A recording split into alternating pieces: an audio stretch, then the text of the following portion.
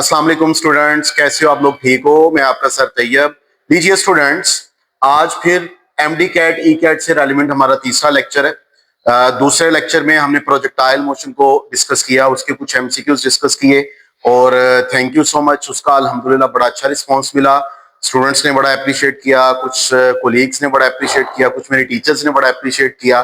तो चूंकि ये प्रोजेक्टाइल मोशन थोड़ा वास्ट टॉपिक है तो मैंने सोचा इसके रेलिवेंट कुछ और एमसीक्यूज को डिस्कस किया जाए।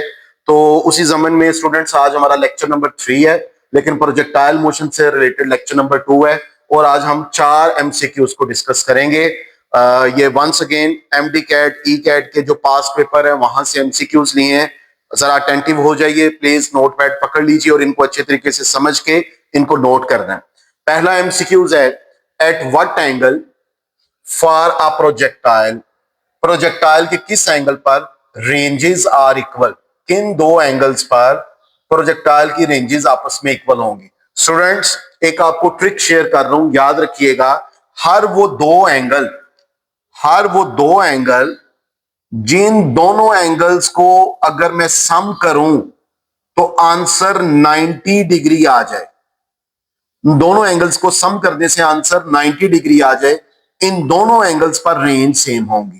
थीटा 1 पर होने वाली रेंज और थीटा 2 पर होने वाली रेंज की वैल्यू इक्वल हो जाएगी अगर इन दोनों एंगल्स का सम 90 डिग्री के इक्वल हो। अब देखिए 20 और 60 80 डिग्री, 90 नहीं है। 60 plus 30 degree 90 degree, 60 plus 40 100 degree, 25 plus 55 degree 80 degree. तो गौर कीजिए 60 डिग्री प्लस 30 डिग्री 90 डिग्री, तो right option is B. B is your right option. ये शहीद जुल्फकार अली भुट्टो मेडिकल यूनिवर्सिटी सिंध जो कि एग्जाम लेती है और नम्स में 2022 को ये एमसीक्यूज आ चुका है, इसको नोट कर लीजिए। एमसीक्यूज नंबर 2 है, the angle for which its maximum height and horizontal range are equal. वो एंगल बताइए जिस एंगल पर मैक्सिमम हाइट और हॉरिजॉन्टल रेंज इक्वल हो जाए। स्टूडेंट्स अगर आपको याद हो तो ये आपकी फर्स्ट ईयर फिजिक्स की बुक का एक न्यूमेरिकल है, मैं इसको फिर भी सॉल्व कर लेता हूं। जरा गौर कीजिए, हमने हाइट और रेंज को इक्वल करना है। हाइट का क्या फार्मूला है?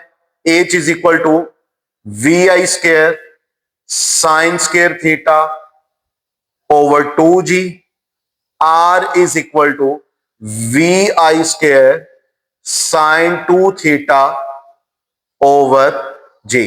दोनों को इक्वल कीजिए, it means v i square sine square theta over 2g is equal to v i square sine 2 theta over g. दोनों को हमने इक्वल किया, वी आई स्क्र से कैंसिल, जी से कैंसिल। जरा गौर कीजिएगा, नेक्स्ट क्या है?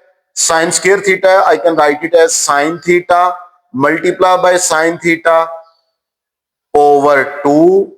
साइन 2 थीटा किसके इक्वल है?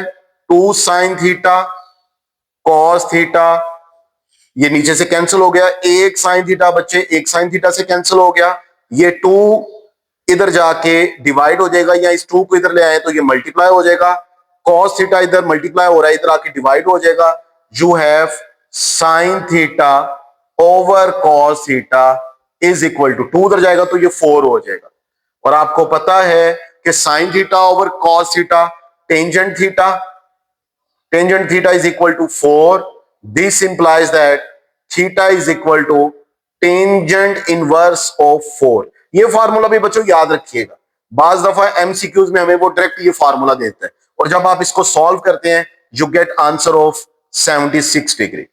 तो right option is D which is 76 degree. याद रखिएगा, ये भी बच्चों उसी साल शहीद जुल्फकार अली भुट्टो मेडिकल यूनिवर्सिटी और नम्स में ये दोनों एमसीक्यूज आए थे। 2022 में भी ये वाला एमसीक्यूज था और 2022 में ये वाला भी एमसीक्यूज था, दोनों एक ही साल आए थे और दोनों पेपर्स में आए थे।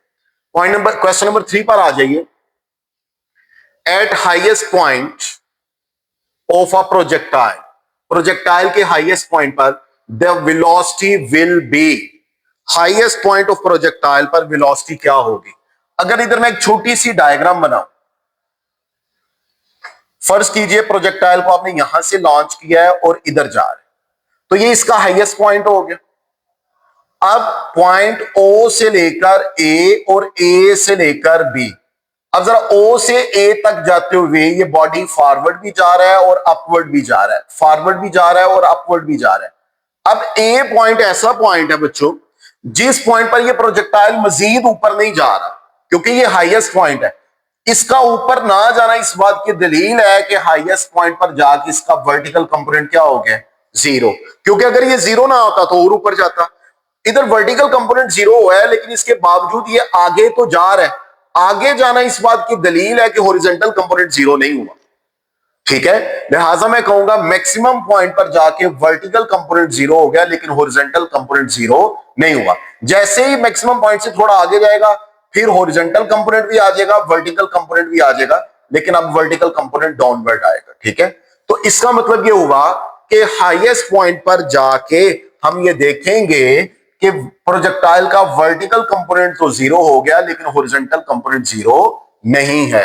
तो eight highest point of projectile the velocity will be horizontal component zero, vertical component zero, मतलब दोनों वेलोसिटीज को जीरो कर रहा है। नहीं, ऐसा तो नहीं है। जब दोनों जीरो हो जाएंगे तो बॉडी तो रेस्ट पे आ गया, तो मोशन तो खत्म हो गई। B point horizontal velocity zero, vertical constant, क्या ऐसा है कि हॉरिजॉन्टल जीरो हो जाए? हॉरिजॉन्टल तो जीरो नहीं हो रही। ठीक है, वर्टिकल कांस्टेंट है? नहीं, ऐसा भी नहीं है। सी पर आइए, V X constant, V I constant, V Y constant, दोनों कांस्टेंट है? ऐसा भी नहीं है बेटा। आपने देखा वी वाई की वैल्यू वेरी कर रही है, यहां पर ज्यादा है फिर कम हो रही है, कम होते होते मैक्सिमम हाइट पर जाके ये जीरो हो गई है, फिर जैसे ही मैक्सिमम हाइट से आएगा फिर कम से ज्यादा हो रही है। तो वर्टिकल कंपोनेंट जो है वो वेरी कर रहा है, कांस्टेंट नहीं है।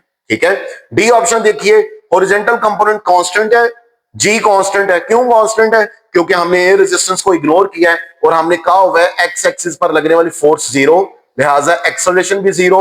Acceleration zero means horizontal velocity constant और वर्टिकल जीरो हो रही है। जी बिल्कुल, मैक्सिमम हाइट पर जाके वर्टिकल जीरो हो रही है। तो लिहाजा राइट ऑप्शन जो होगा वो आपका डी ऑप्शन होगा, याद रखिएगा। और यहीं से मुझे एक और इंफॉर्मेशन भी मिल रही है, ये भी नोट कर लीजिए कि during projectile motion, projectile motion में किसी भी पॉइंट पर चले जाओ, किसी भी पॉइंट पर प्रोजेक्टाइल की टोटल वेलोसिटी कभी भी जीरो नहीं होती, याद रखिएगा। टोटल वेलोसिटी किसी भी पॉइंट पर जीरो नहीं होती।